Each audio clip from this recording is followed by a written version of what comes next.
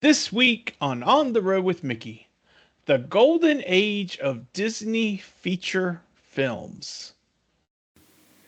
We're on the road with Mickey, we're gonna have some fun. Regardless of the rain or sun, our trip has just begun. So buckle up, let's go. We're about to start the show.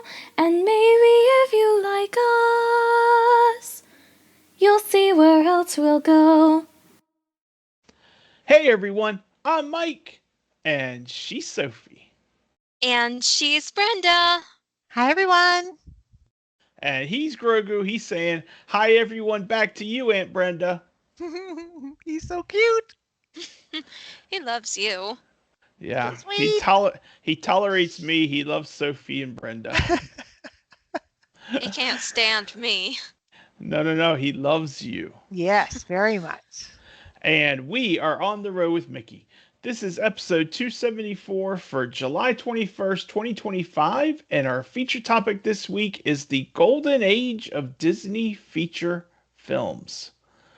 We have started a project, thank you, Sophie, You're to welcome. talk about the different eras in Disney animated films.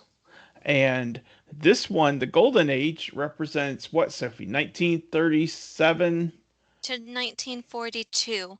So this is the first era, of course.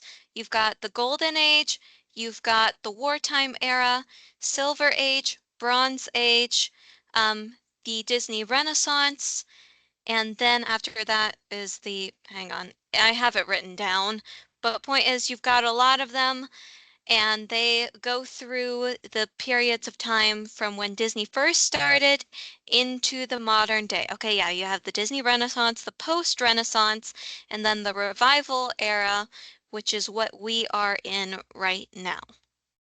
But we're Revival only going to meaning be making live action films out of the animated ones?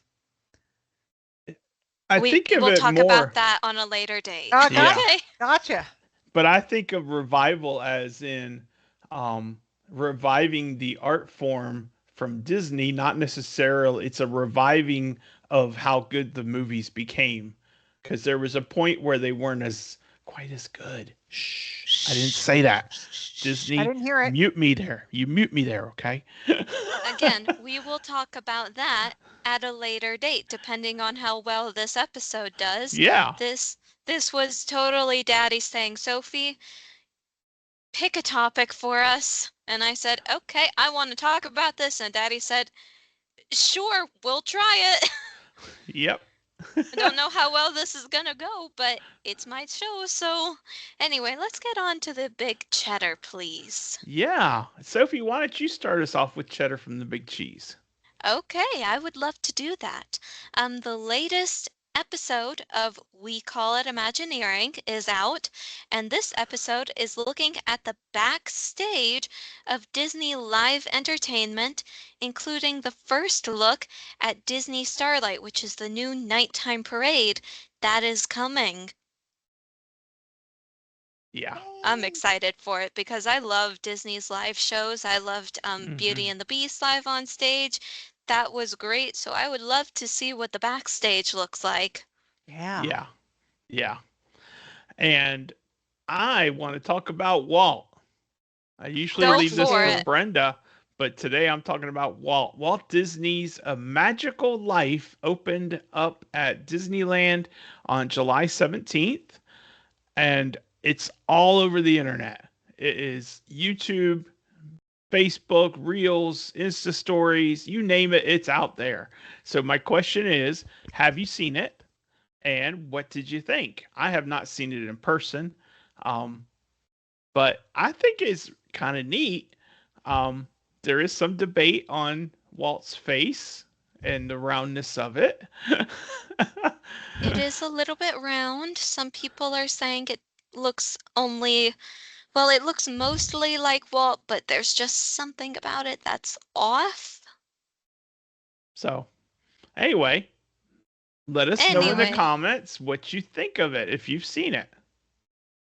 yeah. Well, speaking of July 17th, last week was the official 70th anniversary of Disneyland. 70th. Oh, wow. Isn't that crazy? Yeah. It's just That insane. is 70th. amazing. Yes. Wow. Well, that is our Cheddar from the Big Cheese. We talked about Disneyland 70th a few episodes back. So go watch that episode. If you're thinking of planning a trip, that is an episode that you should watch because there's so much going on and it's going on for a whole year. So Yeah. Yeah. so go look at that episode on our YouTube channel, which is On the Road with Mickey. And if you are watching us on YouTubers, thank you. Yay. And also, don't forget to subscribe and hit the notification button. You can also reach us on Facebook. We have our Facebook page, On the Road with Mickey, and we have the Facebook group, which is the On the Road with Mickey group. Our Instagram channel is also On the Road with Mickey. Email address is info@ontheroadwithmickey.com, and our website is also ontheroadwithmickey.com. So reach out to us, let us know what you're thinking, and Yay. now Let us it's know time. if you want us to help you plan a trip to Disneyland for the 70th. That's Yeah. true. That's true. Brenda will be there in October. Can't wait. So, but while Sophie starts to go through her question of the week feedback, I am going Yes. to get the rest of the results because I did not get them collected into the Facebook or into our show notes. So there you go. Okay, So that's read fair. slowly. Read slowly. All right, then. I will try my best, but I think I can make it work for a little bit. So then, on to the question of the week. Well, last week, my question was kind of poorly worded, I think. My dad says it was fine, but the It was question fine. was, what is your favorite special memory from a trip? And I'm specifically thinking like birthdays or holidays or what have you, because that's what the topic last week was about. It could be from a restaurant, a dessert, a show or attraction, etc. And now that I'm looking back on my answer, I'm wondering what the heck I was thinking because my answer was about alcohol. And I am way better than that. So, as much as I enjoyed that raspberry pina colada that I had at Ohana, I'm going to change my answer. And I'm going to say it's from the same trip, but the fact that we got 21 people to ride the people mover together for me on not on my birthday, but on my birthday trip, On the day that, before your birthday. yeah, that was amazing. And so that is my new answer. That was That so much fun. We came up there, when we came up the escalator, and the cast member said, "How many in your party?" He said, 21. and he looked Yeah. like his head was gonna explode. And I It was quickly said, awesome. don't worry, we are not picky. You can split us up if you need to. or we It's can handle okay. it ourselves. It's okay. We're gonna make this as easy as possible. Oh, goodness gracious. What fun in the rain. Oh, we had fun. Yeah. And Brenda, do you want to say your answer or?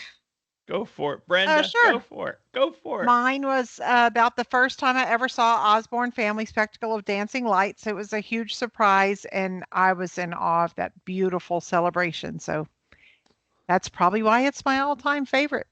Nighttime. That's a good one. And that was in 2005. Mm-hmm.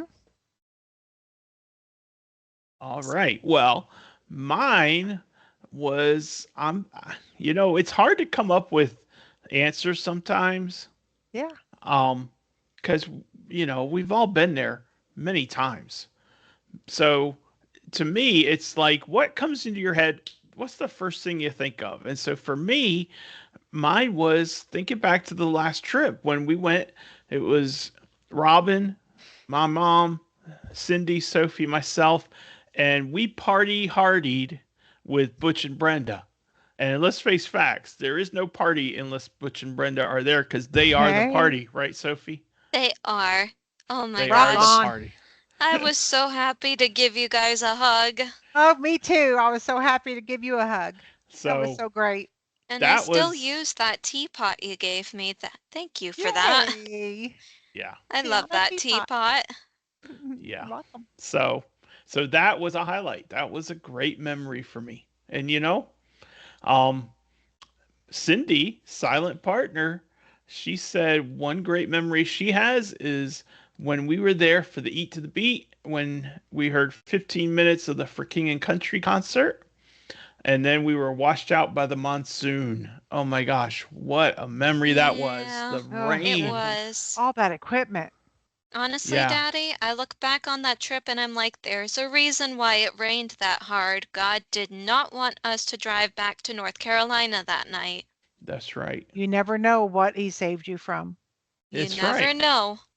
Yeah. Well, anyway, Paula said back in 2019, we went to the Villains after party at Magic Kingdom. It was not very crowded, and we got some great pictures with the different backgrounds. They had ride overlays and villain themed snacks. There was a villain themed parade too. We stayed the whole night, and it stands out to me from all of my past trips as it was something different. And coincidentally, I'm wearing my Villains After Party t-shirt right now. Oh, Nice. cute. Oh, I and love and this that t-shirt. is entirely that's Disney magic right there because Yeah. I put that in. Sophie's not on Facebook. She didn't know that comment until she read it. Yeah. Yeah. That's Oh, I love fab. that. So, Brenda, you read the next one. Chandler said, being in Disneyland for the first time in over 30 years, looking at Walt's apartment gave me all the feels. And I can totally understand that. And I know y'all can too. Oh yeah, Oh that my trip. gosh. Our first trip to Disneyland was so phenomenal, and it was like you could almost feel Walt when we were Yeah. walking through Main Street or going to Toontown or whatever. It was like Yeah. you could almost feel him. Yep. So Sheila, our friend Sheila said our first trip with the Ellis family, Yay. especially Oh. the dessert party at the end of the trip. Our girls had so much fun that entire week. That Yay. was Oh. that was 2014, Sophie, It was. You're right. For my because we 13th met them. birthday. We met them in 2013 over Yep. at on Nice. that first Disneyland trip of ours. So, Yeah. Nice. All right. Well, Dale said dinner in Cinderella's castle and breakfast with Mary Poppins will always be my favorite memories, no matter how old I am. That is such a valid answer. yeah, that's Miss Yes. Dale from church, Sophie. She's young Nice. as a bunny. Yes. That's not even a Nice. real simile, but it works. She is Yes. young. Yes. Young at heart for sure. Yeah. All right. She's young. Yeah. Brenda, you read the last one. All right. Well, Robin, my sister from another mister, said having my granddaughters surprise me after a leisurely breakfast at Port Orleans Riverside. I thought it was an adults only vacation. I was so pleasantly surprised and shocked to see them. She really That was so was. wonderful. I saw the photos from that and oh my Oh gosh, my I gosh. love it. Here's the Oh thing. my god. Here's I the wish I thing. had thought to run the camera If I video. could quote what she said, but that would get this video demonetized. We She would was so Not that we're monetizing anyway. right. Shh. Yeah. Well, yeah, but I still don't want to say it in case there are any little ears listening. That's right. We won't say it. We will No, just know what she said. we're with you, Robin. That is the best kind of surprise. Yeah. Well, that was awesome. That was such an awesome moment. Oh my gosh. But anyway, well that takes us to our feet at the end of our feedback. So thank you guys for responding. Sophie will have a new question of the week coming up later in the show, and I'll post it in our Facebook group. And we want to hear those answers. This is a lot of fun for us. So thanks I for playing along. know. Thank y'all. All right. All Well, it right. is time for the feature topic, the golden age of Disney feature films spanning the years 1937 to 1942. And And if I may, Daddy, sorry to yeah, interrupt. Before we get into what all we're going to say, I just wanted to give like a tiny little explanation of what the era is known for, like a little summary, if that makes sense. go for it. Um, so yeah, the Golden Age, as we said, was from 1937 to 1942. It was considered the foundational period for Disney animated films, and it's also occasionally referred to as the classical era. The films from this period, there are five in total, and they include Snow White and the Seven Dwarfs, Pinocchio, Fantasia, Dumbo, and Bambi. Those are the five Golden Age films. And we are going to talk about three of them, and I'm going to briefly mention a couple of things while we're talking about those things. So, Daddy, you're up first. Yeah, we decided to go in order of release date, and I chose Snow White and the Seven Dwarfs from 1937. So that's why I'm going first. If Brenda had chosen Snow White, then she would be going first. But in any event, Snow White and the Seven Dwarfs release date was December 21st, 1937, and that was the premiere date. The wide release date was February 4th, 1938. Snow White was the first full-length cell animated feature film and Disney's first animated feature. And this film established Walt Disney as a major film producer. The producer, of course, was Walt Disney. There were several legends that worked on this. And of course, they didn't have legends back then. So obviously, this contributed to them becoming legends. But we had not only legends, but nine old men. The nine old men, just as a side note, were not, they were newer in the studio. Obviously, everyone was kind of newer in the studio because this is the first full length animation movie. Um, so they had smaller roles for the most part. But some of the notable Disney legends include Les Clark, Mark Davis, Eric Larson, John Lounsbury, Wooly Reitherman, Art Babbitt, Ham Lusky, Norm Ferguson, and Wilfred Jackson.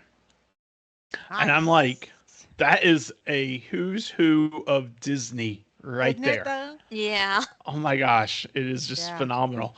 And some of the things they did. Um, Les Clark was an animator.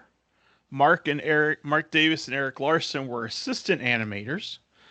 John Lounsbury was an animator. He was the one who gave us the dwarfs. So you can thank him, Brenda. You Yeah. can thank him in Dopey. your heart for Dopey and when you see all the dwarfs at Christmas time Yay. or at the Halloween party. Um, and then Wooly Retherman was an assistant animator. Ward Kimball had a role in this. I didn't name him. He had a role. His scene was a was a cut scene, so he had a role in it. But the scene he worked on was cut out of the film. So, but he's still remembered and such. Um, Art Babbitt was instrumental in animating Dopey and the Queen. Hmm. Love Dopey. Um, yeah. Ham Lusky was the lead animator and worked on Snow White.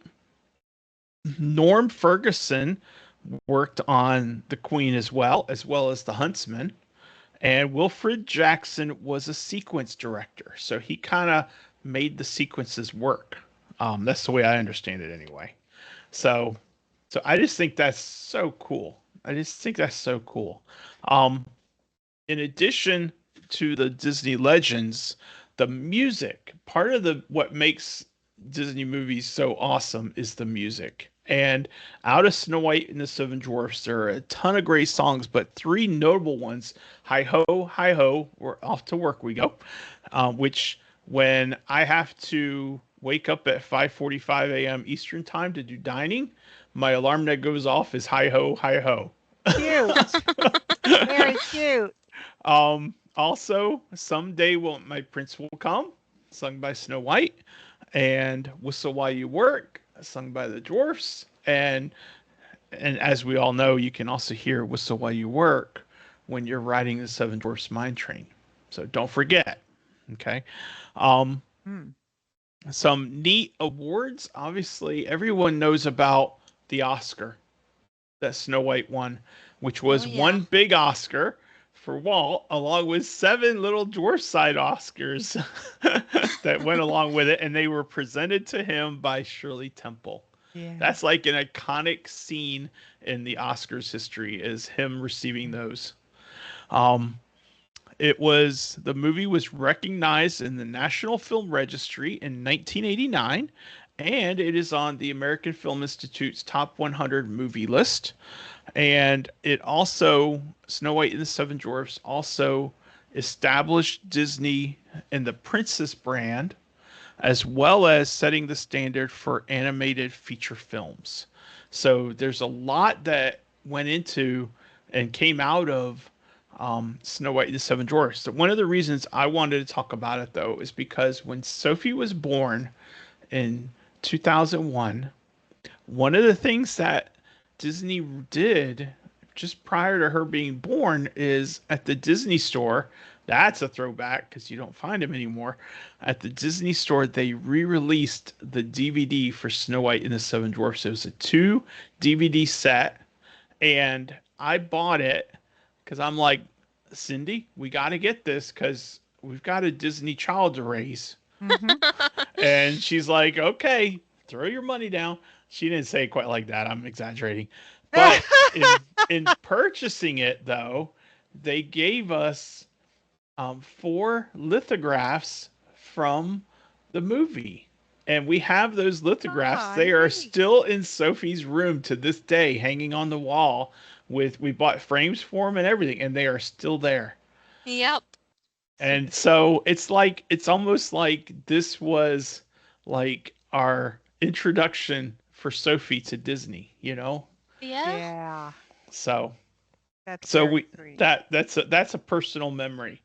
Um one thing I did see in doing my research is that and I saw it in a picture I took actually from One Man's Dream. There's a scene about Snow White and the Seven Dwarfs in the movie release date in 1937, and it's got like a little placard and it says Seven Dwarfs, Seven Personalities. When Walt proposed a full-length motion picture based on Grimm's Snow White and the Seven Dwarfs, he knew that the key to a compelling story was believable, sympathetic characters. The seven dwarfs were naturals for the medium, Walt explained.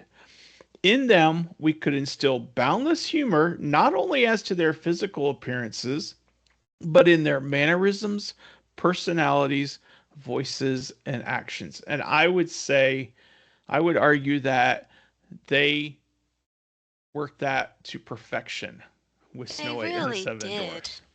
Yeah. Now, Sophie has some other things that she wants to add, but I do. I want to mention two last bits of information. Hmm. I have just a little bit of trivia, Sophie.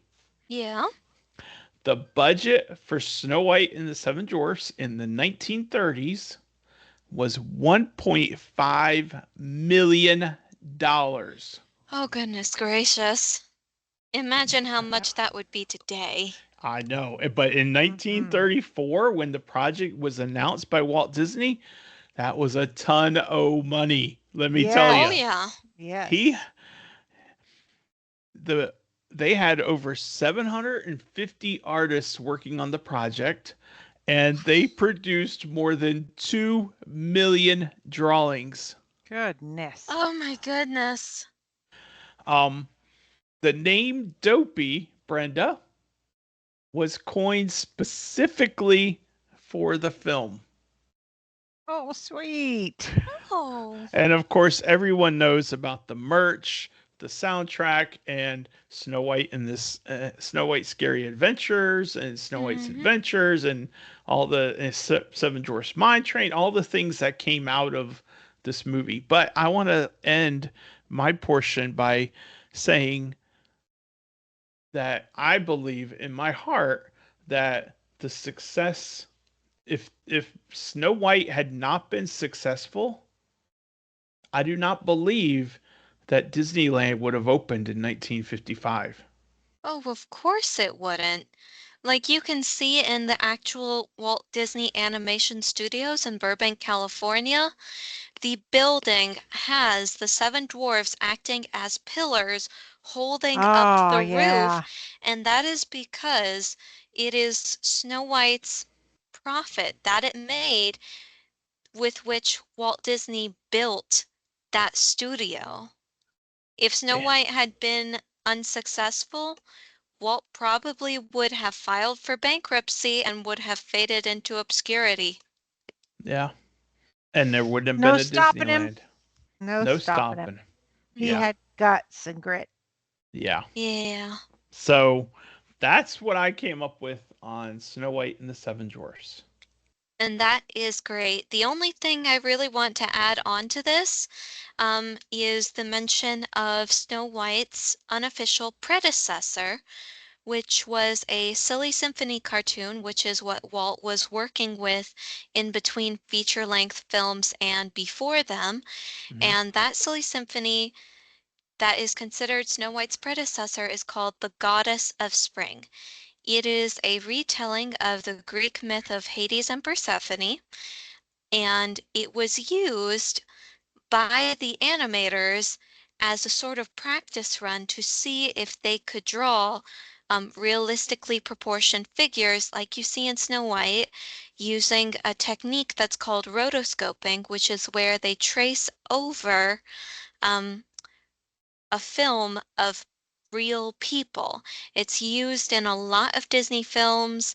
You'll have the actors actually acting out the choreography that you see in the movie, and it will be filmed, and then the animators will trace over that to get the proportions. And Mm-hmm. while The Goddess of Spring did not do very well, Walt took one look at it and was like, absolutely not. And so he ordered an emergency drawing class for all of his animators to help them prepare for Snow White. Well, that's awesome, though. Yeah. Yeah, it is. And The Goddess of Spring is actually one of my favorite silly symphonies, despite that. All right. All Yeah. right. So So that's that my little tidbit. Thank you, Daddy. you're welcome. Thank you, Sophie. Yeah. All right, Brenda. You're up. Well, I'm I gonna added a leave little bit for you. I'm gonna leave all the technical descriptions of things really and the like elaborating on things for Sophie. But my movie that I chose was Pinocchio, and if y'all have been listening to the show recently, when I was over in Europe, I happened upon that Pinocchio shop, and I just been thinking about him all the time ever since then. Yeah. But the release date for Pinocchio was February 7th, 1940. The Nine Old Men, Ollie Johnson, animator, and Frank Thomas, animation director, participated in this film. There were a couple of other people that were Disney legends. Dickie Jones, who voiced Pinocchio, and Lee Harline, who composed the music, including the iconic When You Wish Upon a Star, are also Disney legends. And did you say Eric Larson? Nope. But Eric Larson, an animator who worked on the film, evolved the character of Figaro from a sleek cat to the lovable feline we know today. Nice. And the thing that Lovely. made this movie different is Walt was really trying to accomplish more than he had been able to accomplish before. And they had been working on Pinocchio for 5 months, like literally full on working on Pinocchio for 5 months, and he scrapped the entire thing and started over because he wanted to have more character development. Okay. So they started Mm. all over again. And one of the things he said when he talked about it was, I wanted to get certain effects for a feature. I felt like I had to get a certain feeling of depth and things. I couldn't just have the flatness. And that's what we now call the multiplane camera, where instead of it being a painting on one plane, we make the painting into several planes, and then we can move the camera through the planes, and that gives an illusion of depth, you see. So Nice. Pinocchio was the first full feature film to use the multiplane. And like I said, I'm going to leave all of that technical stuff up to Sophie to explain. Well, But no, it was you a 12 basically, foot tall camera. Like So crazy. that is yeah. crazy. More than two of me. Oh, yeah. Yeah, more than two of us. Yeah, yeah. So Wow. they went from using the cell frames to create the illusion of the 2D space. The multiplane camera changed things from then on. It was an awesome invention. Who Yeah. It invented it? was. It was invented by, I said that earlier, Bill Garrity. Bill Garrity Yes. developed it. So very good. Well, And, what I it love was about 2.5 Pinocchio, million for that movie. 2.5 million? Okay. But what I love about the movies is how they make their appearances in the parks. Yeah. You know, you can still see sometimes Geppetto and Pinocchio meet and greets for pictures at Disney World. You can also see, um, you can They're at go to Disneyland for Disneyland, sure. Yeah. yeah, and you can you can do what is it, the storybook land canoe, Yep. Oh, Yep. Yep. and you go Canal. through Yep. Monstro's mouth. And Yeah. at the Plaza Inn, you can also meet Geppetto, and I think and just Geppetto there. and Mm-hmm. there used to be a ride at a Pinocchio ride at Disneyland. I don't remember if it's still there or not because it's I been a while remember since it I've been too. there. It I don't was think a so. little bit scary. But also, we've got Pinocchio Village House in the Magic Mm-hmm. Yeah. Kingdom Yep. overlooking It's a Small World. Yep. So there's just, I love how the Imagineers integrate the movies into the parks. Yeah. So there's a lot of little touches of Pinocchio throughout, you know.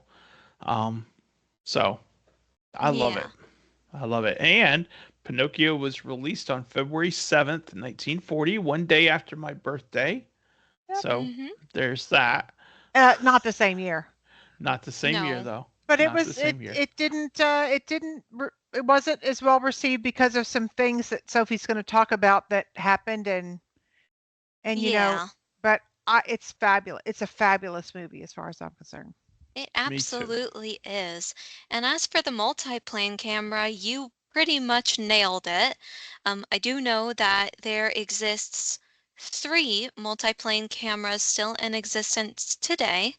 One of Really? them is at well, there are three original ones, as I said. The first is in the Walt Disney Studios in Burbank, California.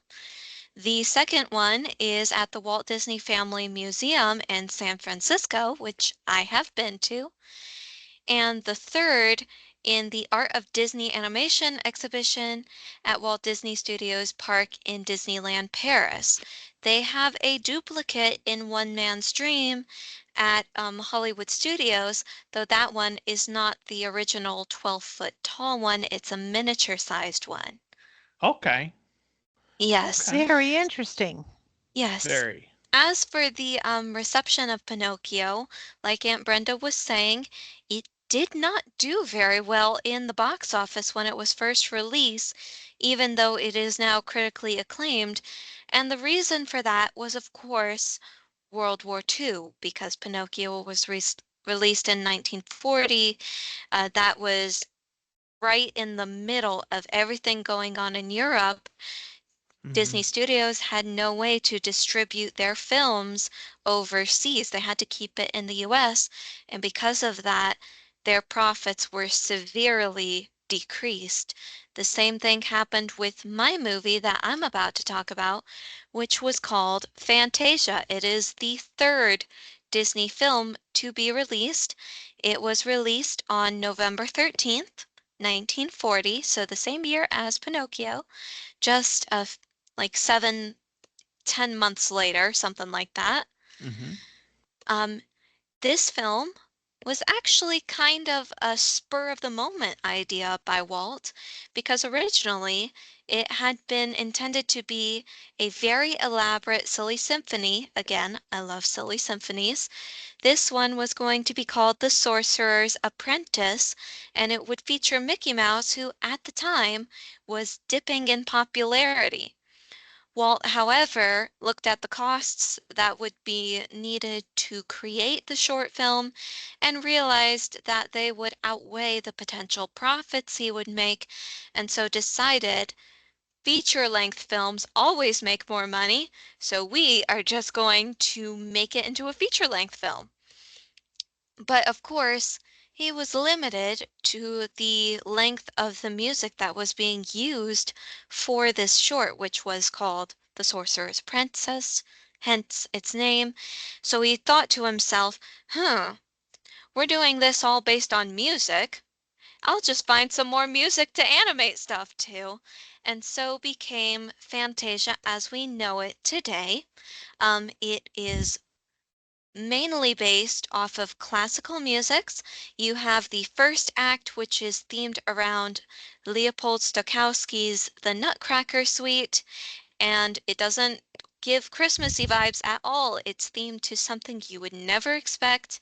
You then have the second act, which starts with Mickey and the Sorcerer's Apprentice, Mhm. and then continues on through other classical orchestra pieces courtesy of the Philadelphia Orchestra. And then you go into the third act, which sees the animation of the Night on Bald Mountain and features my favorite Disney villain, Chernabog, in all his dark glory, being vanquished by Christianity and the coming day. Um, what else was I going to talk about? Right. Fantasound. Another piece of the Fantasia film production was the sound reproduction system that was developed by engineers of Walt Disney Studios and RCA. This was the first commercial film released in stereo. And if it weren't for being such a high-tech and expensive piece of sound equipment to produce, the film might have done better. But unfortunately, due to the cost of Fantasound, as well as World War II raging in Europe, Fantasia, like Pinocchio, was a box office failure, but quickly gained critical acclaim later. So that is all from me. All right. Nice. Well, Oh, I I, I I had did one quick also, question. yeah? Um,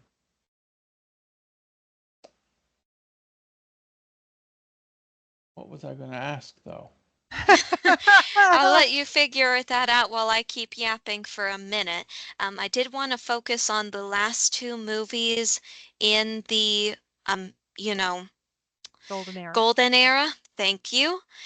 Mainly Bambi, which was the fifth out of the five. Dumbo was pretty self-explanatory and whatnot. Not much to touch on there, though it is an amazing film. Bambi uh, is one was the first feature-length film to feature no humans in its animation thing. And they had to think very long and hard about how they were going to animate these animals because Eric Larson, when discussing the animals from Snow White, said, "We animated the deer like sacks of flour." Not to say they didn't look good, they looked great, but they were not anatomically proportionate and correct for animals. So they enlisted the help of some artists who were very well known at drawing animals, very good at them. They came and gave lectures to the animators, much like after The Goddess of Spring, but also Disney ended up setting up a miniature zoo at the studio and filled it with deer and rabbits and ducks and Nice. quails, only after he got tired of his animators spending all day at the San Francisco Zoo. Or was it the Los Angeles Zoo? Point is, they went to the zoo to Hopefully observe it was the the Los animals. Angeles Zoo because that'd be a closer trip. You're right. I Yeah. think it was But the the Los San Diego Angeles. Zoo is world renowned for being fabulous. I do True. love the San Diego Zoo. I've been there before. Nice. Well, I can't remember my question. It was something to do with Pinocchio, but I don't remember, so it must not have been that important. Oh Um, well. that's okay. So, but I love all this because it's kind of like it's almost like Brenda. Correct me if I'm wrong, but don't you feel like we're doing a whole segment, a whole show on Disney history when we look at these? Yeah. You That's know? why I like Yeah. it. This Yeah. is literally my favorite part of Disney history. I could talk about this for hours, Yeah. if the viewers will let me. Well, why don't you jump into the question of the week? You're right, because I never found a spot to put it in. This is probably the only time I will get to ask a question of this type, depending on how this show does. So I'm just going to get to the chase. What is your favorite Disney movie? Like of all time? I know it's a hard question to Oh, answer. goodness. Brenda, you're up. I'm not. I gotta think about that. I mean, goodness gracious, there have been a lot of. I I mean, know. yeah. I mean, I was, I, I love Ratatouille.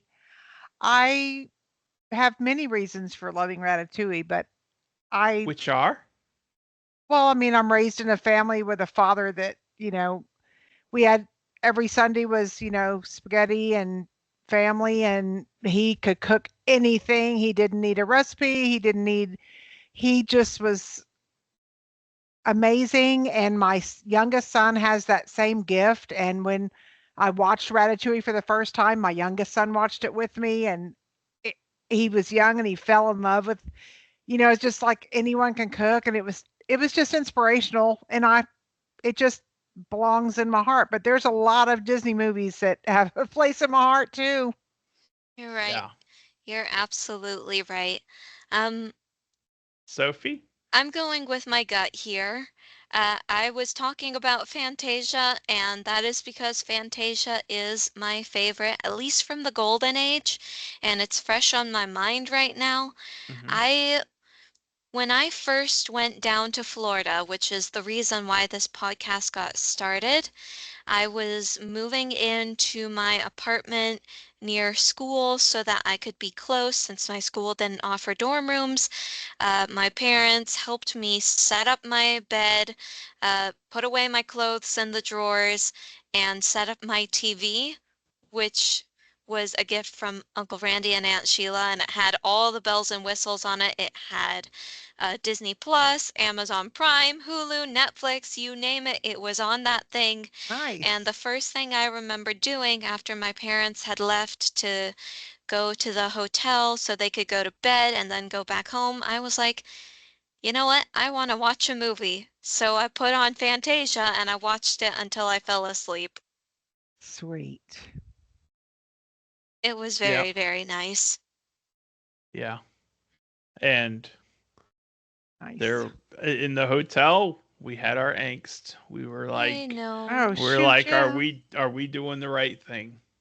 Well, it all Leaving. turned out fine. It turned out perfect, and we reassured ourselves with prayer, but we were Yeah. like, she's 619 miles from home. 10 It's hard on hours, parents. 37 minutes, and But something it, seconds, according to Mommy. yeah, but Until it you're a worked parent, out. you can't possibly Yeah. understand. What So, is yours, Mike? well, I thought I let you go first in case you picked one that might correspond with your background. No. I mean, But you I love it didn't. though, but no, I didn't. No. So I'm going to say Mary Poppins, but I'm also going to say, if I can type it right, I was helping you. yeah.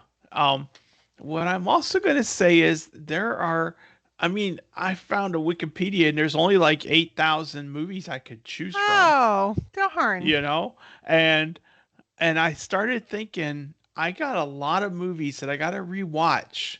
And So for right now, Mary Poppins is on the list. But you know, one movie that I wasn't overly impressed with immediately, What but is it? now the music is just really grabbing me. What is Mm, that? And that's Mary Poppins Return. Emily Blunt has She some did of the fabulous. awesome, awesome songs. And I'm Yeah, like, I gotta rewatch this. yeah, yeah. So don't be I surprised, liked Sophie, Mary if we get home and Poppins watch it. Returns. You know? That is yeah. I thought a-okay it with was good me. too. I liked So Mary Poppins Returns. I think Emily Blunt did a great job in the role. She Hmm. wasn't trying to replace Julie Andrews. She yeah. was putting her own take on the character. Which is Yeah, she exactly did what she was fabulous. supposed to do. Yeah. And Julie Andrews, bless her heart, she was like, she's awesome because she's like, this is not Julie Andrews' as Mary Poppins. This is Emily Right. Blunt's Mary Poppins, and that's how the focus needs to be, people. Needs Yeah. to Yeah. be on her, not on what I did in the 60s, You're Yeah. you right. know? So that's a Mike Ellis paraphrase. Hmm. But the gist So is many good correct. movies. So So many. So many. So many. we are Oh going to gosh. post that in the question of the week section of the On the Road with Mickey group, and I want to see what your answers might be. You know what? Yeah. Today it might be Mary Poppins. Tomorrow it might be The Princess and the Frog. The next day it might be Ratatouille. It might be Inside Tangled, Out, Tangled, Moana. Inside Out 2, Wally, Yeah. um, So many. Up. Oh my gosh. Oh, God. Yeah. Toy Story, Toy Story 2, Toy Story 3, Toy Story 4, Toy Story 27 when it comes out. No, they stopped at 5. Okay, for now. Wait, did they stop Anyway, at 5 or 4? Oh, they geez. stopped at 4, but they're working on number 5 now. There you Oh, go. no. number There 4 you is go. number 4 is when Woody and Bo Peep ride off into the Yeah. sunset, Yeah. and Yeah. everyone cried. Yeah. And me I too, know. including Plus, me. they But got Freaky Friday, the next Freaky Friday coming out in a week or so. They yeah, got all kind of like, there's just so many so Oh, many. movies. goodness. It's called Freakier Friday now. Freakier Friday. Anyway, so what's your answer? What is your favorite Disney movie? Let us know in the Facebook group. I'll go post that. But first, it's time for this day in Disney history for July 21st. So, Sophie, you got to narrow it down to something specific. It's So, all take right. it I away. already did. Well, I good. Since we're talking about a certain period in time, I figured it would be prudent of me to pick something from the Golden Age. Yeah. And lo and behold, when I checked on the This Day in Disney History website, there was only one thing. Oh, What's that? Uh, the year is 1939, July 21st. Disney releases the Mickey Mouse short, The Pointer, directed by Clyde Geronimi. Mickey tries to teach Pluto to be a quail hunting dog, but Pluto isn't cut out for the pointing business. Many animation experts consider this short to be a milestone in the evolution of Mickey Mouse. Beautifully animated and realistic, it is a turning point in Mickey's appearance as he looks closer to his modern day version. The addition of pupils to Mickey's eyes help make his face more expressive, a look similar to his Fantasia appointment. Remember how in Steamboat Willie he only had the black dots for eyes, and he was in black and white, of course, and how in Plane Crazy he had the giant saucer eyes with the pupils, but they weren't very expressive because they were always wide open. Mm-hmm. mm-hmm. In this vision, his eyes are slightly smaller and his pupils move and whatnot. And it's closer to the Mickey that we know today. And love. Nice. And love. Yeah. Yep. Very good. Thank you, Sophie. Awesome. Thank you, Thank Sophie. you. All right, All then. right. Time to stump the Soph. I have a clue because Daddy told me this in the car while we were on our way to the house. He said it's not going to be from Cars because the last two episodes were from Cars. Yeah, That's not much of a clue, though, it considering how is. many, how It many is zero movies. clue, especially since maybe I threw that as a red herring. Oh boy. Oh, my goodness. Would This you ca- do it? this character, I don't know. We will have to see, won't we? This character is an expert at surviving in the wild. I think we already know who it is. I probably do, but let's hear another. Oh, okay. No, I'm sure I do, but you like it when I draw these things out. You sure you do? Really? Well, Yeah, give me an answer, and then if you're wrong, I'll tell you the next clue. Russell. No, it's not Russell. Really? Really. Okay. This character has taught themselves how to hunt, hide, and build a shelter. Still sounds like Russell, doesn't it? It does. Hunt, hide, build a shelter. Hmm.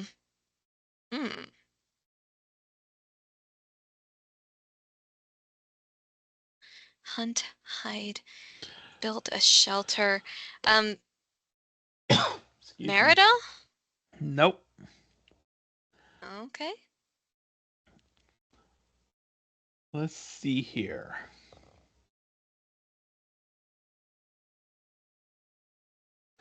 This character doesn't speak normal ways. This character uses grunts, growls, and howls to communicate with others. What? Yeah, I know it's hard, isn't it? I'm going to give you one last clue after this one. Yeah, I think so. This character is a human boy. That's It's my last. it's the Clue. human from The Good Dinosaur, Okay. and I think his name is Spot. Yes, it is Spot. Yay! I haven't even thought of The Good Dinosaur. In forever. Yeah. That's very good, Sophie. Thank you, Daddy. Was it the human boy that made it the giveaway? Yeah. Yeah. So, survivalist, separate. So he was separated from his family early on. Taught Yeah. himself how to hunt, hide, and build a shelter. Right, because he needs to hide from the pterodactyls. He never learned how to speak or can't speak the way that Arlo can. Yeah. So, That's anyway. fabulous. Very There good, you go. Sophie. Well, thank you. Yay! Wow.